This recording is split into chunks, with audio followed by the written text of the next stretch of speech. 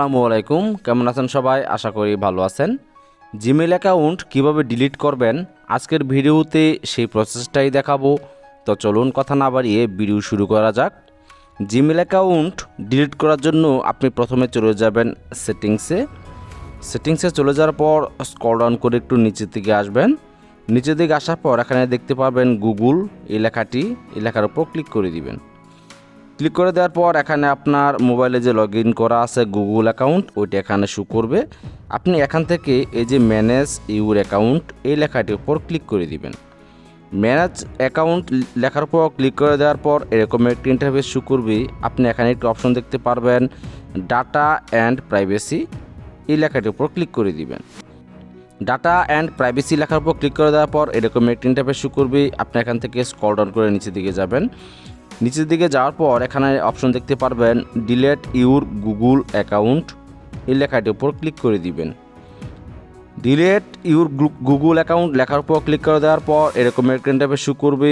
আপনাকে এখানে পাসওয়ার্ড দিয়ে দিতে বলবে, আপনি এখানে পাসওয়ার্ড দিয়ে দিবেন। আমি পাসওয়ার্ড দিয়ে দিচ্ছি। আমি পাসওয়ার্ড দিয়ে দিলাম। পাসওয়ার্ড দিয়ে দেওয়ার পর এখানে যে নেক্সট একটা অপশন দেখতে পাচ্ছেন এই নেক্সট অপশনের উপর ক্লিক করে দিবেন। নেক্সট অপশনের উপর ক্লিক করে দেওয়ার পর এরকম একটি ইন্টারফেস শো করবে ডিলিট ইউর গুগল অ্যাকাউন্ট লেখা আসবে। আপনি স্ক্রল ডাউন করে নিচের দিকে যাবেন। নিচের দিকে যাওয়ার পর এখান থেকে এই যে দুটি ঘর দেখতে পাচ্ছেন এই ঘর দুটিকে টিক মার্ক দিয়ে দিবেন।